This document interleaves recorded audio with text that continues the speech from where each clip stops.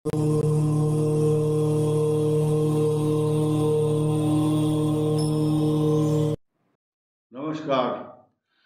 दाम्पत्य जीवन कैसे सुखी रहे, दाम्पत्य जीवन में जो कलह है वो क्यों होते हैं और परिवार टूट रहे हैं, परिवार टूटने नहीं चाहिए, परिवार को जोड़ने की बात करनी चाहिए। देखिए, परिवार में कलह का कारण क्या होता है और उसके पीछे उद्देश्य क्या है, और ये वीडियो हम क्यों बना रहे हैं, इसको पूरे देश के लोग जिन जिनको कलह महसूस होता है दाम्पत्य जीवन में, उनके झगड़े अदालतों में जाते हैं, उनको खास तौर से ये बात सुननी चाहिए। दो बातें बड़ी महत्वपूर्ण करूंगा। देखिए, पहले तो कलह का कारण सुनिए क्या है। हम लोग कुंडली मिलाते हैं बहुत अच्छी तरह से, अगर नहीं भी मिलाई कोई बात नहीं, तो विवाह के समय जो संस्कार किया जाता है उस संस्कार का महत्व होता है। अगर आपने अच्छा विवाह मुहूर्त नहीं ढूंढा, जो मुहूर्त पंचांग के अनुसार जो निर्धारित किया गया लगन है उसी में विवाह होना चाहिए। विवाह के शुभ मुहूर्त पंचांगों में दिए रहते हैं। लोग 10-10 दिन पहले, एक एक महीना पहले मुहूर्त निकलवाते हैं, लेकिन जब मुहूर्त का समय आता है तो क्या होता है, बारात के लोग नाच रहे हैं, कोई मदिरा पान कर रहा है, तो पंडित जी बैठे हुए घड़ी देख रहे हैं, लड़की वालों से लड़के वालों से आग्रह करते हैं कि आप आइए, लगन का समय निकला जा रहा है। बोले नहीं जी, अभी तो थोड़ा सा नशा है और नाचने दो। तो ये कुरीतियां हैं भारत के अंदर। बैंड वाले बाजे वाले उनका समय निकाल देते हैं। लोग हमसे मुहूर्त पूछते हैं तो हम मुहूर्त बताना बंद कर दिया। क्या बोले, मुहूर्त क्या है पंडित जी? ये मुहूर्त ये है कि जब दारू पी करके बाजे वाले थक करके और बाराती रुक जाएं स्वयं ही, वही मुहूर्त है। क्या करें, मजबूरी में ऐसा कहना पड़ता है, लेकिन सॉल्यूशन ये नहीं है। हर व्यक्ति को उस मुहूर्त को समझना होगा। जो मुहूर्त में हम विवाह कर रहे हैं वही कुंडली बनती है। आप देखते होंगे, शपथ ग्रहण करता है जो प्रधानमंत्री या जिस पार्टी के लोग उसका जिस समय सरकार बनाते हैं, वो सरकार जो शपथ लेती है, जो लग्न होता है उस समय को निर्धारित करके उससे कैलकुलेशन होता है कि ये सरकार कब तक चलेगी। अच्छे मुहूर्त में सरकार ने शपथ ली, अगर अच्छे मुहूर्त में लिए तो लंबी चलेगी, नहीं तो सरकार बीच में गिर जाएगी। मैं यहाँ एक उदाहरण दूंगा आपको, हालांकि यहाँ सब्जेक्ट नहीं है। उत्तराखंड में एक मुख्यमंत्री ने होलाष्टक में शपथ ली, कुछ ही दिन बाद सरकार से वो मुख्यमंत्री साफ हो गया। खैर, बात करते हैं हम, अगर गलती से उस मुहूर्त में आपने विवाह नहीं किया, जीवन भर क्लेशपूर्ण दाम्पत्य जीवन रहेगा या संतान संबंधी बाधाएं आएंगी, पति पत्नी में बीच में कोई सामंजस्य, बहुत अच्छा कोऑर्डिनेशन नहीं होगा। तो एक किसी ने लिखा है, तमाशा बन न जाना तमाशा देखने वाले। हम तमाशा देखने आए संसार में, हम खुद तमाशा बन करके रह जाते हैं। लोग हमारी मजाक उड़ाते हैं कि ये देखो पति पत्नी में बहुत अच्छे संबंध नहीं हैं। तो ये एक सॉल्यूशन नहीं है। लेकिन अब इसका सॉल्यूशन क्या है? देखिए, आपकी मैरिज एनिवर्सरी आए, हैप्पी बर्थडे आए या कोई भी मुहूर्त आए, उस दिन अपने इष्ट मित्र परिजनों को बुला करके भोजन तैयार कीजिए। अपने इष्ट देवता के लिए भोजन भोग लगाइए देवताओं को।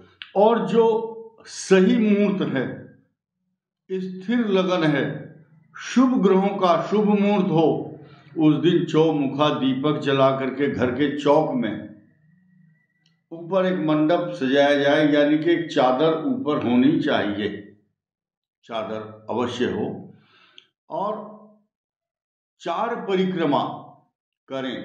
धर्म अर्थ काम मोक्ष की परिक्रमा है, वो 4 परिक्रमाएं की जाए।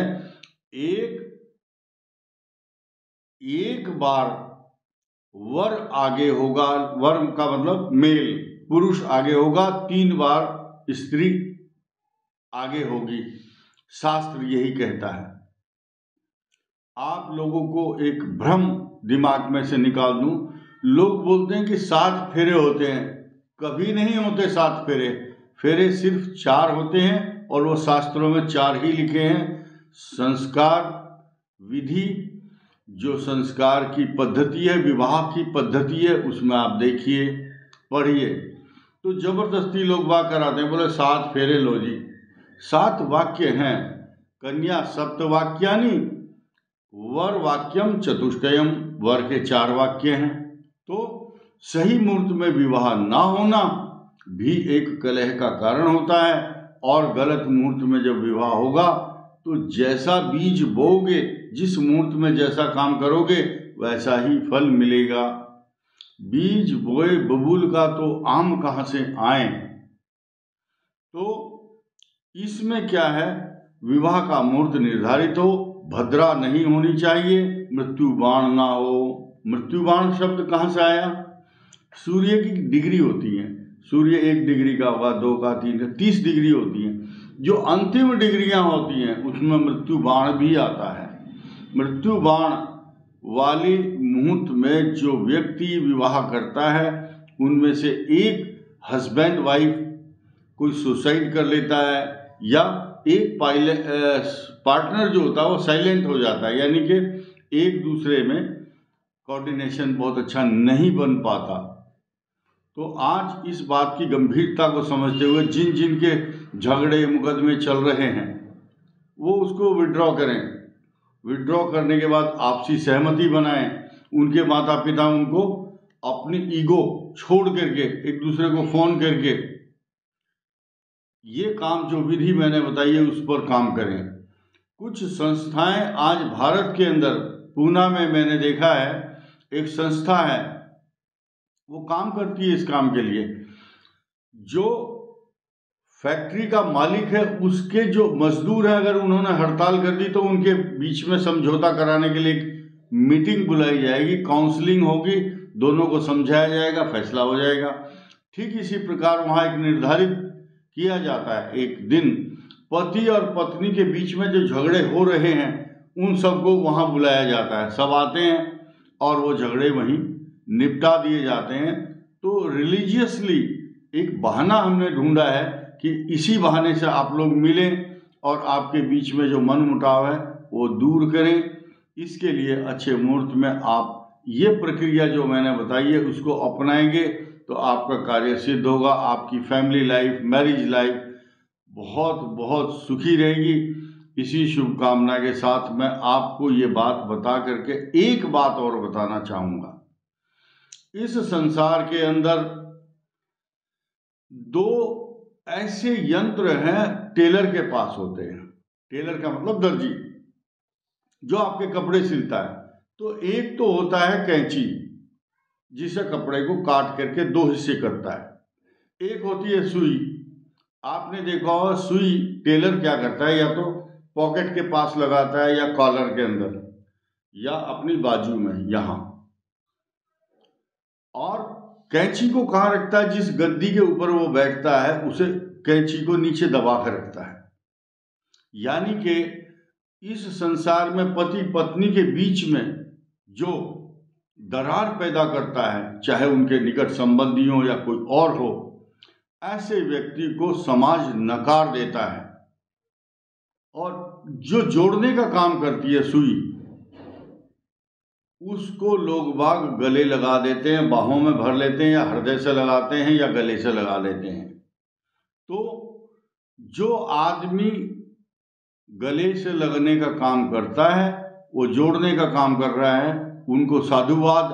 और जो उनके बीच में फ्रैक्शन और मनमुटाव पैदा करके ऐसी बात करता है, तो वो धिक्कार के पात्र हैं। इसीलिए आप सभी भाई बहनों को मैं विनम्र निवेदन के साथ कहूँगा अपने कलह पूर्ण जीवन अगर दाम्पत्य जीवन का है तो उसको सुखमय बनाने के लिए ये जो विधि बताई है इसको अपनाइए।